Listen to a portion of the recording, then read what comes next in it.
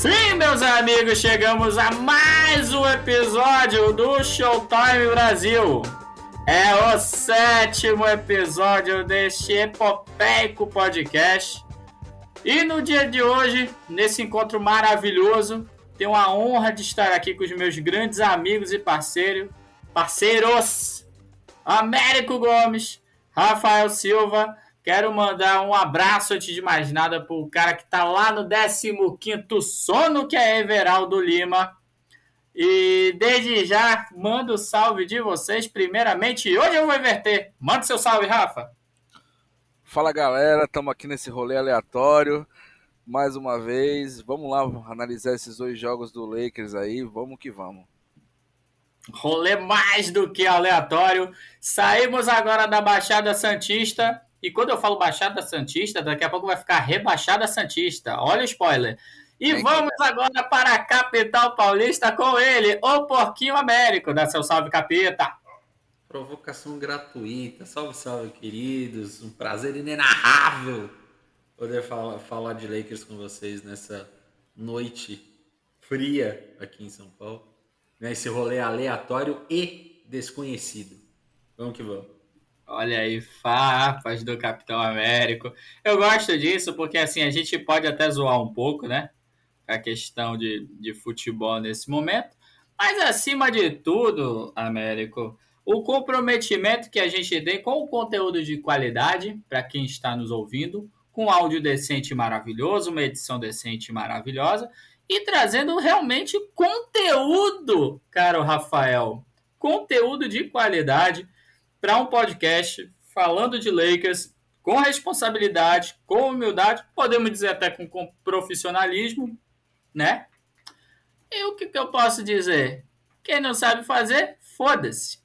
Seguinte, meus amigos, vamos, depois da vitória no play-in contra o Minnesota Timberwolves, tivemos os dois primeiros jogos lá em Memphis contra os Ursinhos Carinhosos, né?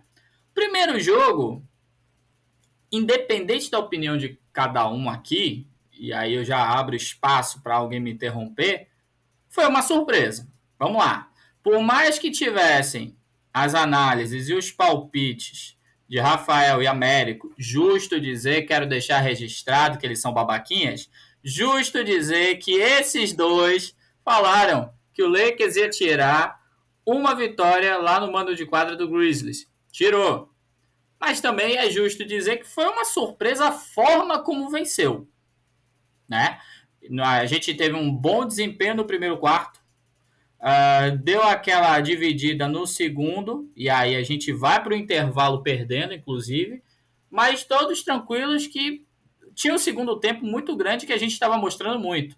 O terceiro quarto foi avassalador, o quarto mais ainda, e a gente conseguiu uma vitória importante com um time que até então estava completo, jogou praticamente 40 minutos com o Jamoran, daqui a pouco a gente fala dessa lesão dele. Botamos eles na roda e tivemos um grande destaque de Rui Hashimura com 29 pontos e Austin Reeves com 22. Então, assim, foi uma boa... Ok, ganhamos, vocês acertaram, mas a forma como isso aconteceu foi uma surpresa, né? O que você tem para complementar, para adicionar e já começar o comentário do primeiro jogo, Américo? É que a gente avisou, acho que é a primeira coisa que a gente avisou, mas sim, a forma como ganhou e como aconteceu foi surpresa. Surpresas muito agradáveis de Rui Hashimura e Austin Reeves, principalmente no terceiro quarto, porque não custa nada lembrar, a gente estava perdendo o jogo de 6 pontos no intervalo. A gente foi para o intervalo perdendo por 6 pontos. Então, o terceiro quarto, que o Pedro tanto gosta de falar, que calma, o time sempre reage no terceiro quarto, é o terceiro quarto que traz o time de volta. Foi um terceiro quarto excelente. As jogadas estavam sendo bem trabalhadas. O Rui Hashimura estava com um aproveitamento incrível de arremessos. Ele só errou 2 arremessos no jogo. 2 arremessos no jogo. Então, ele estava on fire. E o LeBron, né, que é o nosso técnico, não é o Darvin Ham, é só uma peça decorativa. O LeBron percebeu isso e começou a fazer jogadas e falou para o Hashimura: pega a bola que você que está sendo o cara. A bola vai para você. Você vai resolver. E o Austin Reeves, na fase maravilhosa que ele está, no final do jogo, resolveu o jogo. Né? Então, do primeiro jogo, é aquilo que eu e o Rafa falávamos antes do jogo, que a gente conseguiria vencer, mas a forma como venceu realmente foi surpreendente. Bom, Rafa, de você eu quero uma outra visão que, diferente de que tivemos e analisamos do jogo 2, no jogo 1, me parecia que Memphis olhava para o que acontecia e não tinha opção, não tinha forma de reverter a situação, né? Jogava bastante com o Jamoran, a gente encheu eles de falta, Desmond Bane ficou com bastante faltas. O Dillon Brooks, que só apareceu para chamar atenção no jogo 2, no jogo 1 foi invisível. Você sentiu Memphis que em algum momento poderia ganhar da gente naquele jogo 1? Sim, até o primeiro tempo o jogo estava acirrado. Eles estavam ganhando o jogo da gente, né? Até estavam fazendo um ótimo jogo, mas eles estavam na nossa frente. Eles terminaram o primeiro tempo na nossa frente, né? O que fez a diferença mesmo foi a surpresa que nós comentamos no podcast anterior, que a única chance que a gente tinha de ganhar o primeiro jogo era surpreendendo. A surpresa do jogo 1, né? Porque eles não sabiam o que eles iam encontrar pela frente. Por mais que o Lakers estivesse numa fase ruim antes, eles enfrentaram um time que estava pronto para jogar aquele jogo 1, né? E o Lakers veio com tudo e as surpresas do Lakers eram Austin Reeves e Rui Hashimura.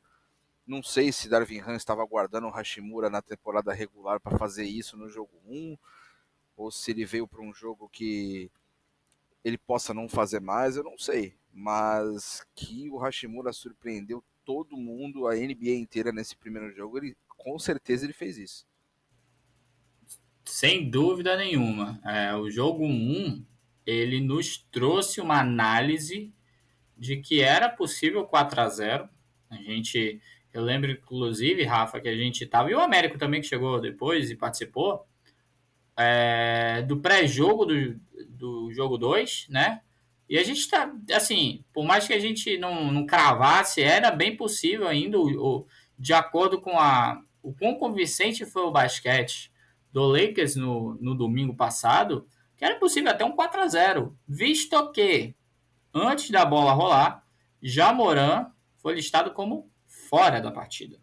Então, diante da ausência do Steve Adams, que não vai jogar a série inteira, diante da ausência do principal jogador, Jamoran, o Memphis ele ia ter que contar muito mais com o seu coletivo do que propriamente com algum jogador que fosse destacar, né?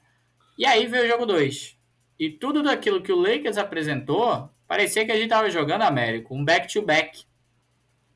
Parecia que a gente estava jogando back-to-back contra Memphis, que o time ele começou, como você muito bem falou, o time estava no hotel. E o jogo já estava quase 20 de diferença. Então, o Lakers foi muito ruim, um número inacreditável de turnover, um aproveitamento péssimo dos jogadores, seja os principais jogadores, seja os role players, não estava funcionando, né? Agregado a isso, aí vem novamente a nossa crítica do Darvin Ham. Darvin Ham, ele ousou colocar o Wayne Gabriel em quadra ou não? Não, perdão. Ele não ousou colocar o Wayne Gabriel. Eu lembro disso que a gente confundiu até o Vanderbilt com o Wayne Gabriel. Mas ele fez uma coisa que, assim, a gente já falou no jogo 1, a gente já falou no jogo contra Minnesota, que é um combo proibido. Não dá para você colocar em quadra Malik Beasley e Troy Brown Jr. Não dá. Isso é combo proibido. Eu quero que você fale agora, capitão. E pode interceder também, Rafa. Hoje é no flow, como a gente conversou antes de iniciar. Como que claro, o péssimo aproveitamento do primeiro tempo, bem como esse combo maldito que Darvin Ham lançou à quadra, como isso comprometeu o jogo do Lakers já no primeiro tempo. Só salientar uma coisa, antes, Saliente. no pré-jogo que nós fizemos, o Américo veio com a informação da entrevista que Darvin Ham estava aguardando o posicionamento de se Jamoran ia para o jogo ou não ia. E que ele tinha um plano para o jogo com o Jamoran e um plano para o jogo sem o Jamoran. E o Américo salientou que esse era o medo dele, porque o Darvin Ham com 2 planos é uma novidade que deu para ver que esse segundo plano dele não funcionou de maneira nenhuma, né? Ai, cara, é complicado, é muito complicado quando você não tem um treinador. Porque o que aconteceu? Além de tudo isso que o Pedro bem salientou, e foram pontos gravíssimos para a derrota, o treinador dos Grizzlies ajustou o time, né? Austin Reeves teve menos espaço, Rui Hashimura teve menos espaço, o Grizzlies fechou o garrafão, tanto que o Anthony Davis tomou uma sequência de tocos que a gente não está acostumado a ver em jogos. Nunca vi. Então, Eu, particularmente, nunca vi. Em 3 temporadas que ele jogou com o Lakers, eu nunca vi ele tomar tanto toco na vida. Mas tem uma explicação. Tem uma explicação. Na minha visão, ele fez uma partida formidável. Ele fez uma partida fantástica na defesa. Na defesa, ele foi o Anthony Davis de sempre. E eu digo mais, Rafa, ele foi o único que defendeu. Correto. E uma coisa que tem que se frisar. Frisa. Existia dobra em... Sempre existiu dobra em LeBron James e Anthony Davis. E ele não está acostumado a jogar com dobra. Então, o que acontece? Se você for olhar todos os lances dele na partida, todos os lances que ele errou, principalmente, ele estava dobrado. Então, é uma coisa que o nosso técnico não se adaptou a formar um ataque para sair dessa dobra. Toda derrota que o Lakers teve com o Anthony Davis jogando mal foi porque o time adversário aplicava a dobra e o ataque do Lakers não sabia o que fazer com a bola. Chegou um momento no jogo 2 que claramente a gente percebia que estava todo mundo hesitante. Sim. Ninguém queria arremessar. Ninguém arremessava. Eu Era vou da bola. Eu vou lançar só uma polêmica em relação ao primeiro tempo. Eu tenho uma crítica, que eu vou permanecer com essa crítica nesse episódio. Daqui a pouco eu falo a respeito de LeBron James. Mas em relação ao primeiro tempo, que eu posso até ouvir sobre Lakers chegou a 6 pontos, depois cedeu. Ok, é momentos. Existe um momento bom, existe um momento ruim. Tudo bem. Existia uma forma de você diminuir o dano da forma como o Memphis estava jogando para o Lakers tomar menos pontos? Existia. E algo que a gente cansou de falar. Foi um momento no segundo quarto que você não precisa dar 20, não precisa dar 30, não precisa sequer dar 15 ou 10 minutos. É aquele momento do segundo quarto que o Anthony Davis precisa ir para o banco. Desculpa, gente. Bota a desgraça de um pivô para ficar fazendo ali o posicionamento em cima do JJJ que ele estava em quadra. Para poder... Faça 5 faltas nesse tempo. Faça 5 faltas faça 5 faltas e depois saia. Mas não deixe o jogo tomar o ritmo e o rumo que ele tomou. Até porque tem 2 no banco, né? Não tem um só, tem 2. Tristan Thompson, que é o cara mais de defesa. Deles custa 10 milhões de dólares e não é utilizado. Sobre o Mobamba, eu vou argumentar que o Mobamba ele precisa ainda evoluir muito na defesa. É questão de perfil. Sabe quando a gente tem na armação o Xereda e o D'Angelo Russell? O D'Angelo Russell, ele é muito bom no ataque e tem as suas deficiências na defesa. O Xereda, ele é bom naquelas, né? Não, ele é bom. Ele amplia o jogo. Vamos chegar lá. O Xereda, ele é bom no ataque, muito melhor na defesa, Mas são perfis. Se a gente precisa de mais defesa na armação, coloca o Schroeder. Se a gente precisa de mais playmaking, para variar mais o leque de ataque, não propriamente, que é aí que vem sua crítica certa, chegar e arremessar, porque chegar e arremessar o D'Angelo é uma merda. Mas construir a jogada, ele é muito bom. Ele é muito bom na NBA atual. Isso é um exemplo de você ter variação no elenco. Mais Agora, uma quando variação que nós temos também é Vanderbilt e Hashimura. Vanderbilt é um monstro defensivo. Só que ele no ataque ele não é. não, Não temos um mais, Vanderbilt você deu efetivo no mais um ataque. exemplo. Isso é profundidade de elenco para quando a gente tem uma necessidade, a gente tem lá olhar para o banco e ter jogador para suprir essa necessidade. E é uma Perfeito. coisa que nosso técnico tem feito. Quando tem Schroeder no enquadra, tem Hashimura. Quando tem Aí é que Dilow, tá. tem Vanderbilt. Aí é que tá. Mas aí que vem a crítica. Você deu um bom Por que exemplo. jogou Troy Brown e Malik Beasley juntos? Aí você deu um bom exemplo, que foi o Ala. Eu falei sobre os armadores. Temos 2 pivôs de reservas para tirar o banco do descanso do AD. Um que sabe atacar, outro que sabe defender. Tristan Thompson e Mobamba. Os caras não entram 1 minuto em quadra para se lançar o quê? Small ball com Malik Beasley e Troy Brown Jr. E Isso é LeBron burrice. de 5. E LeBron de pivô. Isso é ridículo. Isso é burrice. O que a gente está desenhando, o que a gente está construindo de opinião dentro desse podcast é o básico de basquete. É você ter um cara dentro do garrafão, porque a tonelada de ponto que a gente tomou do garrafão ontem, coisa que o Lakers não toma. Mas por quê? Porque na hora que o AD sair, ele vai cansar, porque ele vai jogar 37 minutos. Eu digo agora, a média de minutagem do AD está literalmente 37 minutos. Você precisa de um pivô para o lugar dele. E quando nós dizíamos, né, nós tínhamos uma opinião formada juntos, né, que nós sempre discutimos isso, quando dizíamos que o problema do Lakers não era Frank Vogel, chamavam a gente de louco. Meu mano, o Vogel foi inocentado há muito tempo. Há muito tempo. Ele tinha problemas de rotação? Tinha. A gente reclamava desses problemas de rotação. Havia algumas rotações que a gente não entendia por que ele fazia. Mas ele sabia usar o elenco das formas que precisava. E quando ele tinha um pivô reserva, ele usava os 3 pivôs, se você quer saber. Ele usava o Dwight Howard, ele usava o Javel McGee, ele usava o Davis na 5 quando precisava. Ele sabia usar o elenco que ele tinha. O nosso treinador, não consigo falar que ele é treinador, né? A peça lá de enfeite que fala que treina o Lakers hoje, que eu ainda não entendi qual ser do jornalismo conseguiu votar para ele ser o segundo melhor treinador do ano. Eu não entendi esse voto até agora. Deve ser amigo pessoal do Han, não é possível.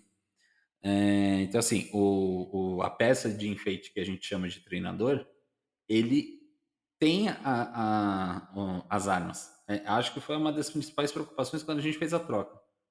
A gente falou, pô, armas o time tem, peças o time vai ter. O meu problema é se o treinador vai saber usar. E ele não está sabendo usar. Tem 2 pivô reserva e ele não usa. Quando precisou de pivô, quando o Bamba voltou, ele continuou usando o Gabriel. Ah, mas ele estava sem ritmo de jogo. Cara, eram jogos que estavam ganhos quando ele entrava com o Gabriel. Põe o Mobamba. Não é pra pôr o Mobamba faltando 2 minutos para acabar o jogo. Faltando 1 minuto para acabar o jogo. Ele é um pivô, ele custa caro. Ah, ele tem que se adaptar defensivamente, como o Pedro falou. Tudo bem, eu concordo. Mas como o Rafa falou, coloca o cara para fazer 3, 4 faltas se for necessário. Mas para dar o descanso do pivô principal. O Davis jogou 38 minutos. O LeBron James jogou 39. O Reeves jogou 37. Não tem o porquê fazer isso. Sabe? Ah, é playoffs, eles têm que jogar mais. Eles vão jogar mais naturalmente. Mas você tem que saber também revezar. Às vezes colocar um cara que dá 3 macetadas no JJJ, ele, opa, peraí, vou ter mais cuidado para entrar no garrafão. Eles estão me batendo. Mas nem isso. O maior exemplo disso foi a série que a gente teve na bolha contra a Denver, o que Dwight Howard fez no jogo contra Denver. Ele não fez... na série inteira, se ele fez 10 pontos, foi muito. Mas ele acabou com o Jokic. Entrou na cabeça do Jokic. Ele acabou com o Jokic na série. Simplesmente marcando, fazendo falta, batendo nele, fazendo um jogo sujo. Ele acabou com o Jokic, cara. É muito contraditório você ter uma proposta de jogo que o Han tem com jogadores que você tem no elenco, com a profundidade de time que você tem no elenco. E eu tenho certeza que nosso front office contratou o Tristan Thompson pensando exatamente no que o Dwight Howard fez com o Jokic. Ele veio para fazer o trabalho sujo. E por que ele não tá fazendo o trabalho sujo? Porque a peça de treinador quer jogar com um time baixo. E não faz sentido. Não faz sentido, não faz sentido. Aí, sobretudo, quando você joga com o time baixo, naturalmente você vai jogar com mais bolas de 3. Isso é natural do jogo. Mas se o nosso aproveitamento de 3 é pífio, logo a gente precisa criar outras possibilidades, que é no garrafão, que o Lakers sempre foi muito bom. Você, obviamente, não é que você, a partir daquele momento, só vai jogar de 2. Mas você também vai jogar de 2. Então, é altamente bizarro se pensar dessa forma. Outra coisa que é importante, o Tristan Thompson nas últimas temporadas, vou botar de 2021 para cá, basicamente desde quando ele saiu do Cleveland, perdão. Porque no Cleveland ele tinha uma média de 10 rebotes. Mas da saída do Cleveland, que ele foi para Boston, Tottenham, Sacramento, Indiana e Chicago, ele tinha 5 rebotes de média. 5. Jogando, tendo uma minutagem até alta, de 15 minutos. Mas se no momento que ele entrar, ele pegar 2, 3 rebotes, fizer 2, 3 faltas e conter o cara, é isso que a gente quer. A gente quer esfriar o jogo em 15 minutos. A gente quer esfriar o pivô adversário. Exatamente. É o filho da puta. É o que a gente precisa. Pois é. Então, assim, é de uma falta de respeito. A forma como se aplica essa parada, a forma como se vai ao jogo, como se tenta, de alguma forma, lançar esse time com uma proposta, e ele já demonstrou, como a Lakers Nation já demonstrou, cara, ganhando ou perdendo, não é o suficiente. Assim, eu fui um crítico muito ferrenho de Mike Brown. Fui muito ferrenho quando ele veio para o Lakers.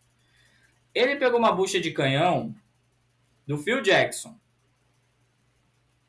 Veio para o Lakers, tinha acabado de formar o time que, salvo engano, ele tinha sido o primeiro colocado do leste com o Cleveland Cavaliers de LeBron James e veio para o Lakers. Pegou uma bucha de canhão que era maior que ele.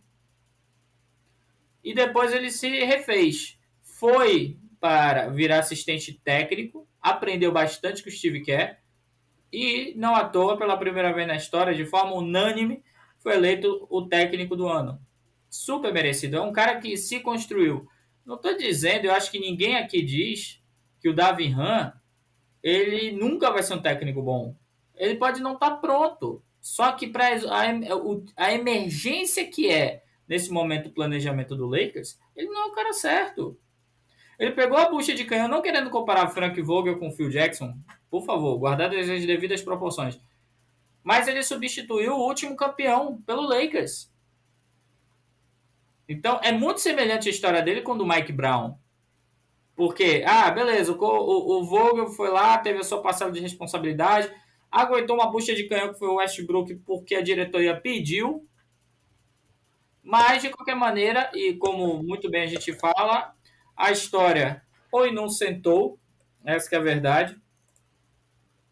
E, de qualquer maneira, o Darvin Ham ele não está preparado para esse momento da história do Los Angeles Lakers. Isso é ruim. Então, independente do que seja, ele não tem que continuar no cargo. Eu lamento ser o portador de más notícias, Não, vamos fazer o mas seguinte: não seja o portador agora, vamos esperar. Não acaba com a esperança desse brasileirinho Américo. não vou mandar ele embora, Pedro, infelizmente. Eu Porque também justamente por causa do mesma exemplo que você deu do Mike Brown, que foi o único dos últimos tempos que só teve uma temporada no time, que teve isso também, ele pegou uma puta bucha de canhão e ele só teve uma temporada para trabalhar, é muito da cultura do front office atual, pelo menos 2 temporadas, ou uma temporada e meia que seja, né? Então, assim, eu super concordo com você. O Darvin Ham não é o cara para ser treinador do Lakers. Eu acho que ele deveria ter pego um trabalho que ele teria menos pressão para poder mostrar se ele sabe algo de ser treinador mesmo, ou esperar mais um pouco, porque claramente ele não está pronto para isso. Assim, ele é de uma passividade no lado da quadra, porque o time pode estar ganhando por 30 ou perdendo por 30. Ele tá do mesmo jeito. Como se fosse um shoot-around, se fosse um treinamento de 5 contra 5, sabe? Você não vê ele tendo emoção, seja frustração, seja empolgação. Por isso que eu falo, ele é um enfeite. Ele tá de enfeite na beira da quadra. A gente fala dos outros técnicos que estavam, né? Eu falo que eu gostaria que fosse o Kenny Atkinson o escolhido pelo Lakers. Você falou do Terry Stotts, né? Daquela lista. Então, assim, eu acho que qualquer outro que não fosse o Darvin Ham faria um trabalho melhor e provavelmente a gente estaria com 2-0 na série, aproveitando que teve a lesão do Jamoran. Vamos até um pouco mais longe. Até com o Luke Walton teve mais paciência do que o pessoal tá tendo com o Darvin Ham. Ok, eu consigo ver o que vocês estão falando, Guardado devido às mas proporções. a paciência que tiveram com o Luke Walton, e a paciência que tiveram com o Mike Brown, e a paciência que tiveram com outras pessoas, não era o mesmo front office. Lembrando que o Não é. Luke Walton ele veio com o Magic Johnson e foi embora com o Magic Johnson. Então, na presidência, o Pelinka era general manager, Magic era o presidente de operações de basquete. Na presidência de operações do Pelinka, só tivemos 2 técnicos. Um que durou 2 temporadas, não foi? Não, 3 temporadas. Foi o Vogel, por justiça. Sim, E o outro foi logo campeão na primeira. Não teve culpa na segunda, nenhuma. As lesões, o calendário que atrapalharam consideravelmente o Lakers. A terceira não E a tinha time. terceira. Também não teve culpa na terceira. A terceira inventaram o Westbrook. Ele era perfeito? Não era perfeito. Mas ele estava longe de ser o principal problema. A insistência de querer fazer funcionar o elenco por causa do Westbrook é que foi o erro. O Westbrook e os idosos, né? Não pode ser a terceira temporada é do time idoso. E o asilo e o manicômio. Exato. Né? Antes da gente adentrar o jogo 3 e considerando, consequentemente, também o jogo 4, né? A gente falou dos erros do técnico, mas a gente também não pode deixar de passar a mão e deixar quieto o erro dos jogadores. Eu vou trazer uma média aqui. É óbvio que essa média ela vai estar impactada por falhas grotescas do jogo 2. Mas são médias. E a gente tem que levar em consideração porque é o mesmo adversário. São os números. Eu já passei o ano e passo novamente. Eu vou trazer uma notícia boa primeiro para ver se a gente consegue trazer algo bom. Afinal, a gente ganhou uma em cima deles lá. Isso é muito bom. Não, missão cumprida. Que a gente falou no outro podcast. Eu falo desde o play-in, hein? Tá gravado isso daí. Por que a gente fala isso? A tendência era que Memphis ganhasse os 2. A tendência. Porque a gente está falando de um adversário que dentro de casa fez 35-6. Isso é impressionante. É um adversário dificílimo de ganhar em casa. 41 jogos, só perder 6, isso é importantíssimo. Mas é um time que também perde bastante. Tem praticamente 50% de vitória e derrota fora de casa. Ou seja, é um time que varia, vamos dizer assim. Eu quero já trazer uma notícia boa para os senhores. O melhor aproveitamento do Lakers nesses 2 jogos foi de um japonês. Rui Hashimura, 69% de aproveitamento. Vanderbilt, 55%. Austin Reeves, 52%.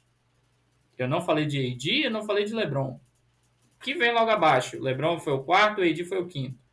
AD poderia subir muito mais se não tivesse os números que teve no jogo passado. Tá tudo bem.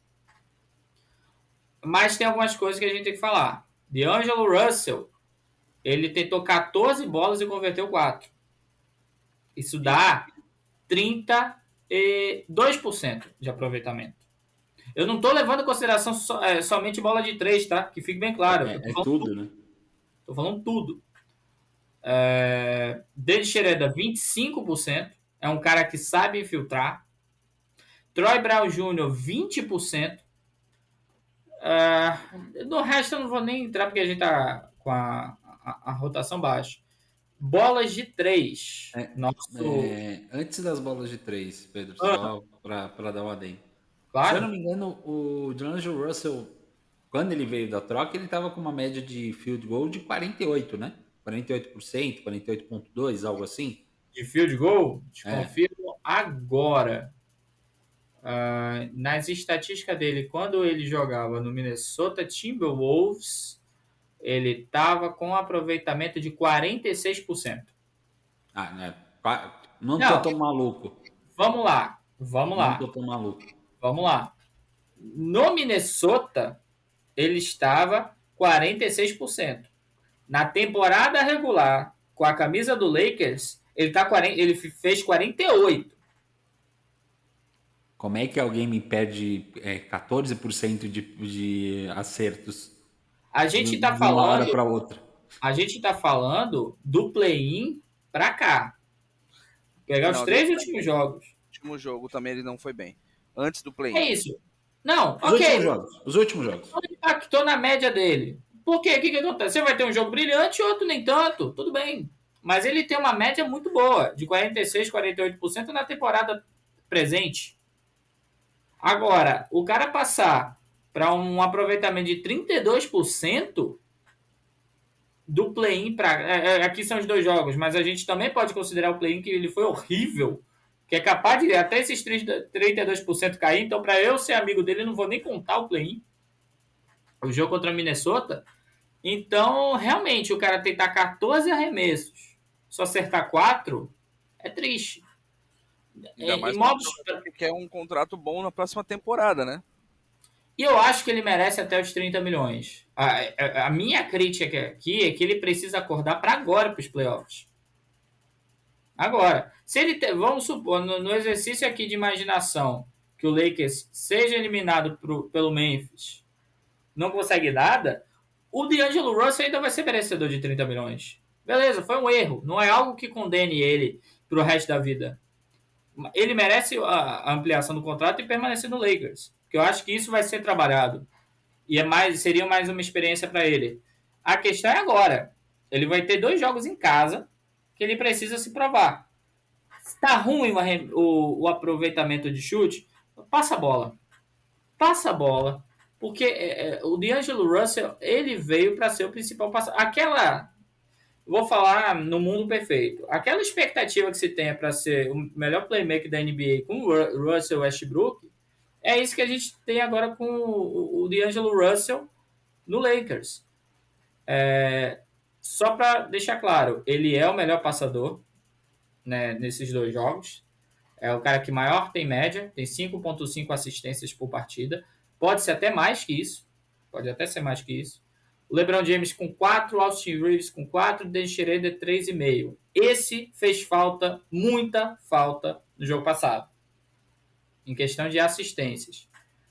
Em questão de turnover, vocês podem me interromper a qualquer momento, tá? Eu vou passando brevemente aqui.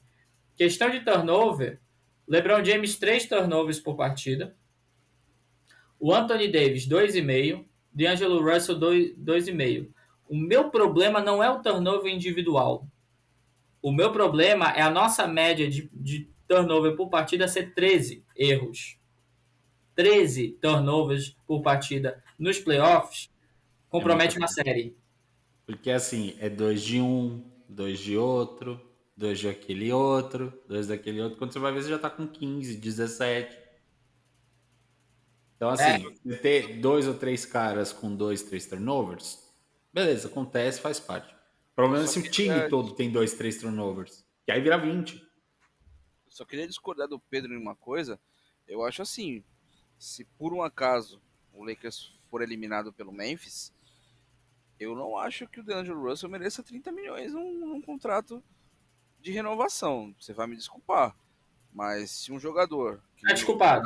do calibre dele, em que você depende de um armador, porque o LeBron James não tá armando, certo?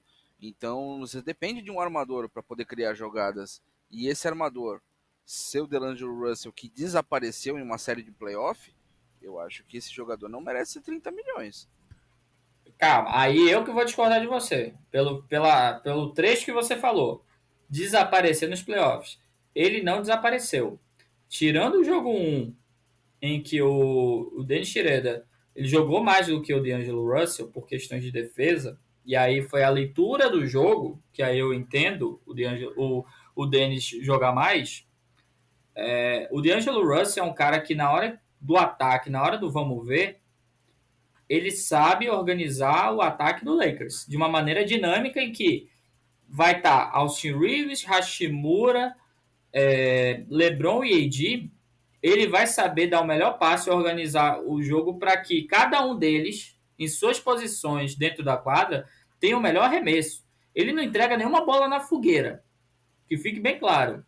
Então, assim, ok, eu acho que a maior crítica, e se duvidar, a única crítica que a gente tem do D'Angelo Russell é o seu aproveitamento dos arremessos.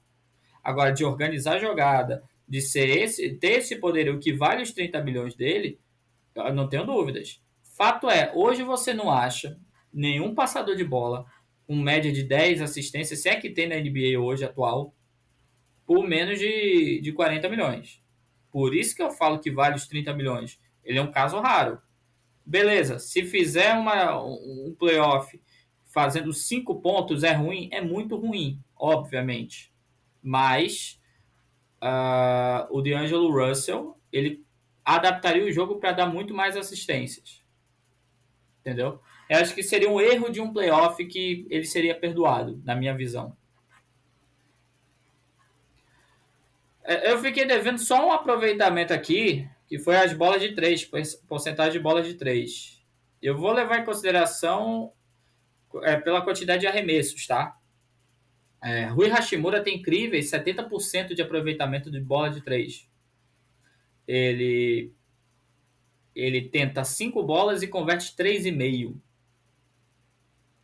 Austin Reeves, ele tenta 4 bolas por jogo, acerta 2, que dá 50% de arremesso.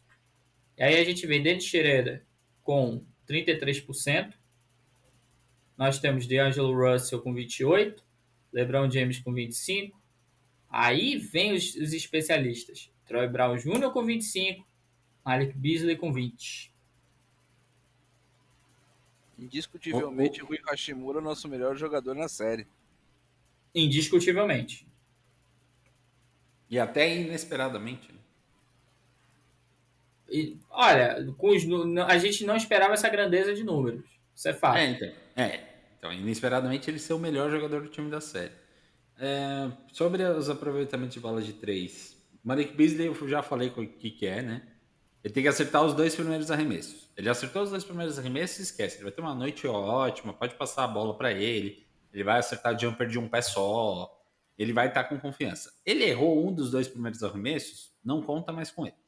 Não Acabou. conta mais com ele, esquece. Tanto que, nesse jogo 2, ele só arremessou 3 bolas. A primeira ele acertou. A primeira ele acertou, a segunda ele errou. Depois ele tentou mais uma e não arremessou mais.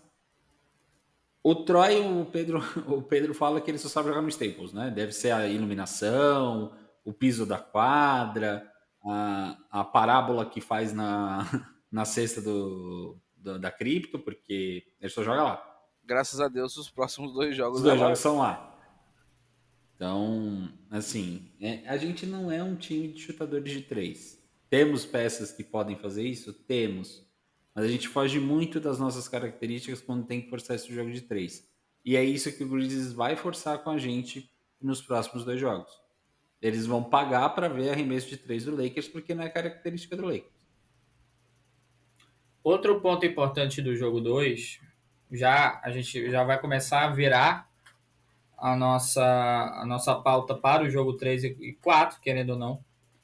É só uma coisa importante, que no jogo 2, o Dennis Schroeder praticamente não joga o segundo tempo. Ele se machuca naquela falta lá, aquela colisão que ele teve com o Jerry Jackson Jr. Então a gente fica mais dependente de um D'Angelo Russell em quadra. Pelo lado bom, a gente criava e pontuou muito mais no segundo tempo. Pelo lado ruim, tomamos pontos que não deveria tomar. É culpa do D'Angelo? Não, é culpa do sistema. É culpa do coletivo. O coletivo não funcionou. Agora, uma coisa, nosso coletivo não funcionou ou o ajuste de Memphis foi melhor? O coletivo não funcionou. O ajuste de Memphis, Rafa, ele iria acontecer. Isso é claro. Assim como eles têm técnico, né? Desculpa. Eles têm técnico. Isso ia acontecer. Isso é óbvio que ia acontecer. A forma é, como várias vezes já ocorreram, como é que a gente ia responder? E a gente respondeu com Malik e Troy Brown. A gente respondeu sem pivô reserva. Então, assim, beleza, não vai estar no seu melhor dia? Entendo. É normal, a gente gosta, por exemplo, nós três aqui gostamos de futebol, a gente sabe que tem dia que os melhores jogadores do nosso time simplesmente não entram, não era a noite dele, acabou.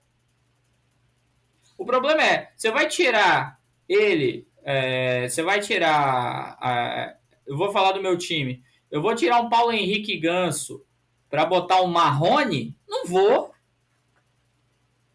Eu vou tentar botar alguém ali que tem o perfil dele e que compense a ausência do Ganso, para ver se eu consigo deixar o time próximo do que se espera.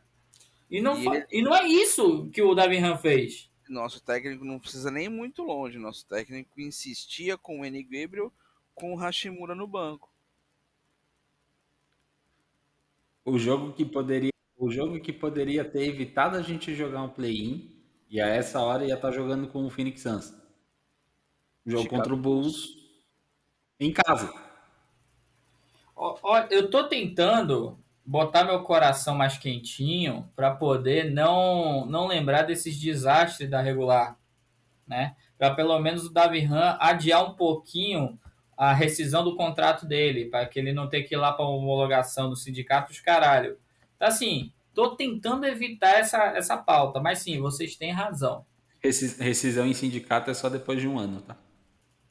Ele vai fazer Antes disso, não. Se Se ele for mandado embora depois dos playoffs, ele não faz um ano. Não, mas brincadeiras à parte, só jurídica. Chatice agora, viu? Não, já caiu esse negócio de homologação, tá? Não precisa mais fazer mais, não. Eu sei. Isso é obrigatório. Enfim, falando de jogo 3 e jogo 4, por que a gente está tendo toda essa preocupação? Que já vou jogar aqui o problema na mesa. Diante do histórico de Memphis, diante do senso de urgência, diante do talento comprovadamente superior a Memphis, que o deles, o coletivo é muito bom, mas o talento, ainda mais se Jamoran não vier de novo. A gente não tem ideia, nesse exato momento, se Jamoran vem para o jogo de sábado ou não. Na minha visão, jogo 3 no sábado, jogo 4 na segunda-feira, é obrigação o Lakers ganhar os 2 jogos. Falei alguma loucura, senhores? Não, se quer ganhar a série, tem que ganhar os 2 jogos. Até porque quando nós fizemos uma projeção para essa série, eu desde o início eu tô falando, o Lakers, a única chance do Lakers ganhar essa série era roubando o primeiro jogo da série. E não comprometendo nenhum jogo em casa. Exatamente. E isso o Lakers já fez. Então, agora é a hora do senhor LeBron James botar a barbinha dele de molho e começar a jogar basquete. Que Começar não a ser o começou a jogar LeBron até agora. que começar a ser o LeBron que ele precisa ser e que ele é. Porque ele vem fazendo a pontuação dele, vem fazendo a pontuação. 30 pontos por jogo, 25 no outro, mas ele não tá sendo o LeBron James que ele tem que ser. E que ele ganha para ser isso. Eu vou. Eu devo só passar pano no LeBron James se no final da temporada, aquela lesão seríssima que ele teve, que ele foi para a Alemanha, fez jogo, tacou plasma e tudo, ele fala: olha, tô sentindo ainda dor pra caralho. Aí eu perdoo. Porque nesse momento, a questão, eu vou dizer qual é a minha maior crítica do LeBron: as escolhas que ele vem tendo em quadra. Porque a tendência é que o turnover seja do jogador que mais tenta. LeBron é o cara que maior tem turnover no Lakers. Beleza. É o cara. Ele tem hoje, nesse momento, ele tem média de duplo-duplo, tá? Deixa eu só passar para vocês. LeBron, nesse momento, tá com 24 pontos, 11 rebotes, sendo 9 defensivos. Sabe qual é a minha crítica do LeBron em relação às escolhas? Ele pode infiltrar, ele é muito bom nisso, ele pode jogar ali no mid-range. Ele tá com uma média de bola de 3 que é horrorosa, que, trazendo para vocês aqui, ele tem 25% de bola de 3. Na média prática de números, o cara tenta 8 bolas para acertar 2 bolas de 3. Não tem necessidade de ele arremessar 8. Não tem essa necessidade dele pegar, arremessar 8 e dessas 8, 6 for ataque dos caras. Que se for de 2 pontos, é 12 pontos para os caras. Então, assim, não vejo necessidade. O LeBron, ele não é. Ele tem excelente bola de 3, bola do louco, que ele é bom quando ele tá quente. Mas tem dia que ele não tá, como não teve no jogo passado, como não teve no play-in contra a Minnesota. Ele ainda não tá quente. Ele foi duramente provocado em quadra e pós-jogo pelo Dillon Brooks. Que foi chamado de velho, disse que está acostumado a lidar com o urso e que só respeita quem faz mais de 40 em cima dele. Se Mas ele vamos comentar uma coisa também, Pedro. Ele não é o culpado. Ele tem a sua parcela de culpa, Rafa. Mas a culpa não ele é não dele. é o principal culpado, mas ele tem a parcela. Não, entenda. O jogo passado não teve principal culpado. Todo mundo errou, inclusive o técnico, que foi isso que a gente pontuou. Principalmente o técnico. Agora, a gente sabe como o LeBron joga e ele não tá jogando como a gente sabe que ele joga. Sim. Eu acho que a maior crítica é essa, Rafa. Ele não tá jogando da forma que a gente sabe que ele joga. Sabe como é que ele faz muitos pontos de 3? 2 pontos e a falta.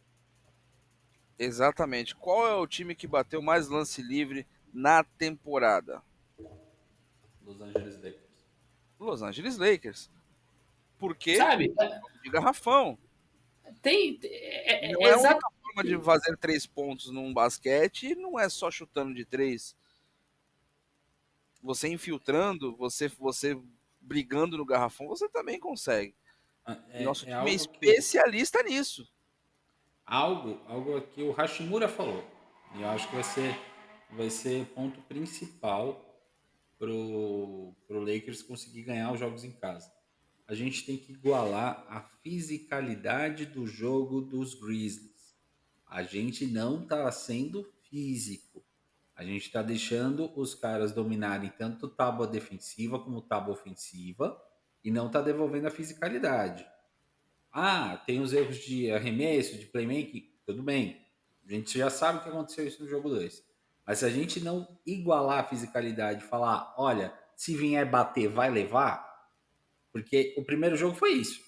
Vinha bater, levava. Vinha bater, levava, os caras travaram no ponto.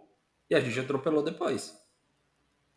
O time entrou com vontade no primeiro jogo. Essa que é a verdade, né? Então, vontade e fisicalidade. Os caras falaram, vamos bater. A gente vai bater em dobro. A gente vai devolver. Se vier quente, a gente vai fervendo para cima de vocês. O time veio muito grande no primeiro jogo. Esse que é o fato. Exato. Esse time do Lakers peca em senso de urgência. Ele não tem senso de urgência, esse time. Quando ele é Acho que favorito, ele nunca ganha. a melhor análise curta e grossa sobre o jogo 2 do Lakers, que não pode ser repetida aqui em diante, foi do Magic Johnson, que tweetou hoje que os jogadores do Lakers vieram soft and soft, vieram suaves no jogo 2. E isso Moles. não pode ser o Vamos caso no jogo 3. Pode falar o português claro, Pedro. Vieram moles, achando que ia ganhar o jogo a qualquer momento. Não pode entrar assim. Não pode. Tem que entrar com senso de urgência como se já estivesse perdendo o jogo por 10 pontos no começo do jogo e tem que ir atrás. Exatamente.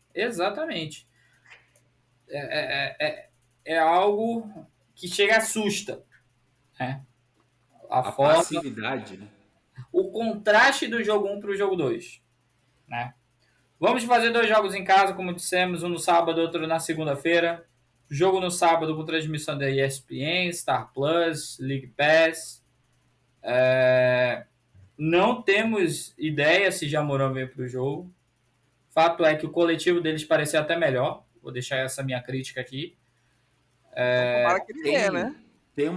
Tem uma estatística, principalmente quando o Morano perdeu um tempo por lesão ou pela suspensão, não vou lembrar agora, mas o time jogou melhor. O time tinha um rendimento melhor, acho que perdeu 2 jogos só, num tempo que ele ficou fora, que até começaram a surgir brincadeiras de trocar ele, porque o time estava melhor sem ele. Então tomara que ele venha. Se isso trouxer o nosso senso de urgência de volta, que ele jogue. Porque Exato. foi saber que ele não jogou, morreu o senso de urgência do time. E era outra coisa também que nós falávamos no pré-jogo, caso do Vanderbilt, né? O Vanderbilt, ele não jogou tão bem quanto jogou no primeiro jogo, marcando o Jamoran. Porque ele perdeu a principal função. Pois é, meus amigos. Dito isso, Rafa, primeiro, qual é a chave da vitória do Lakers sábado? Mais uma vez, dominância de garrafão. Dominância de garrafão, como sempre, é o nosso ponto mais forte na temporada, nosso ponto forte dos nossos jogadores. E se dominar o garrafão, como não conseguiu no jogo 2, a chance de vitória é muito grande. E diminuir a quantidade de turnovers, né? Os turnovers acho que são uma das partes importantes que a gente tem que tentar controlar esse turnover, mas infelizmente não conseguimos a temporada inteira. Américo, para você, o que você acha que o Lakers tem que ter de diferencial no jogo em LA para sacramentar a vitória? Você pode até falar não só do jogo 3, mas também do jogo 4, né?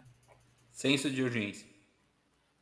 Se o time não entrar com senso de urgência de que é playoffs e precisa ganhar os jogos, não adianta.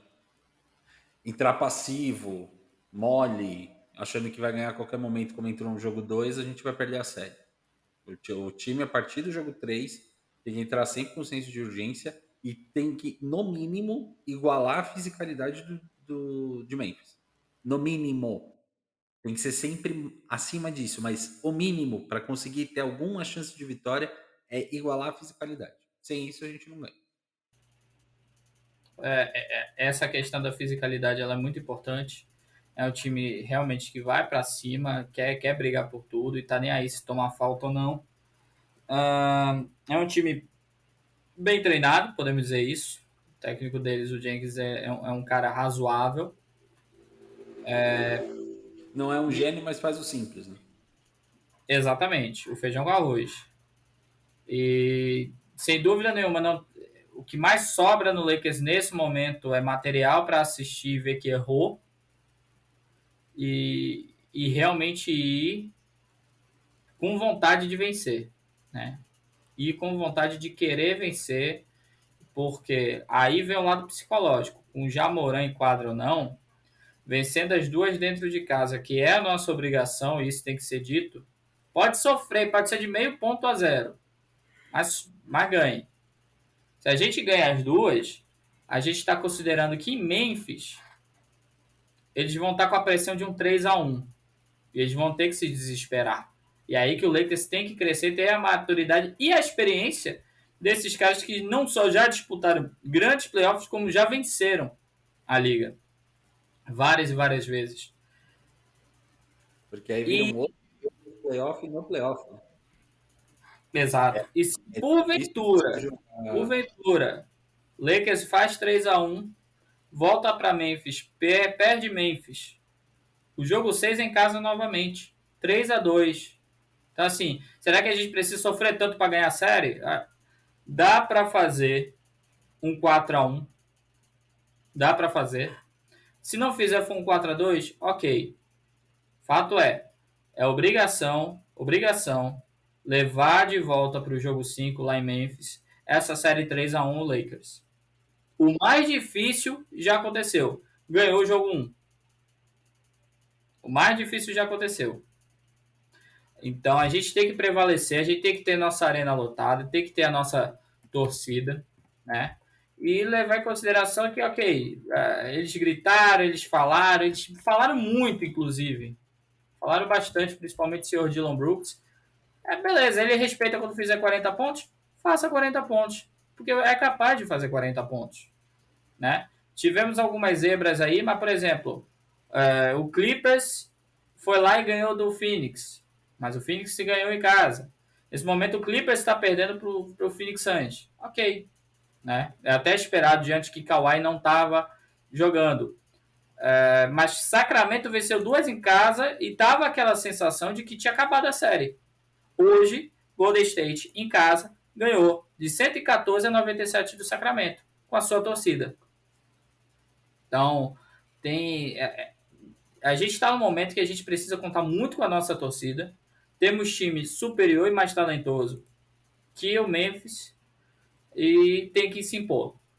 Certo, meus amigos? E vamos ver se o LeBron toma de vez o time, né? Torcer para ele tomar de vez o time, se tornar o LeCoach que ele foi no primeiro jogo, que a partir do momento que ele tomou o time para si, o time foi para cima e fez aquela vitória maravilhosa. É isso, meus amigos. Considerações finais aí agora?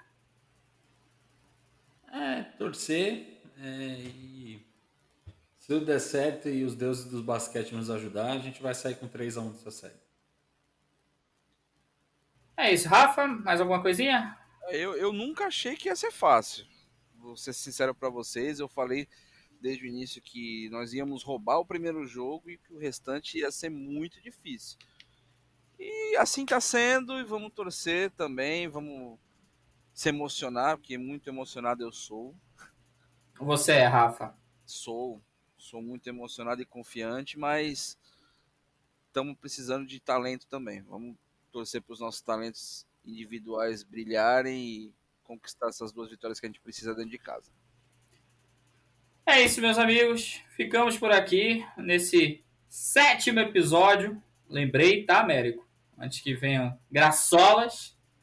Siga a gente lá no Twitter. Eu sou o Pedro Xerebel. Tem o Neto21 Guns no Twitter e no OnlyFans. Tem o Rafa. Como é que tá o seu, Rafa? SFC, né? Rafael, com PH, _ SFC de Santos Futebol Clube. Olha aí, eu teria vergonha de falar isso nessa época, mas tudo bem. Meus amigos, ficamos por aqui, né?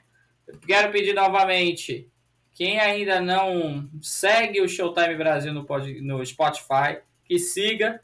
A gente está no Google Podcasts, a gente está na Amazon também, a gente está nos principais canais. Em breve estaremos na Apple, prometo. Em breve.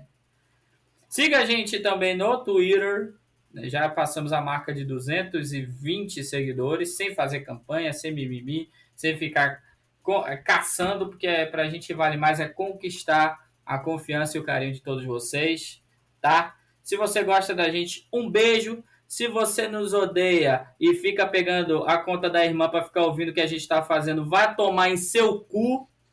E galera, beijo, forte abraço. Tá subindo a musiquinha, Américo! Rafa, é com você! Showtime!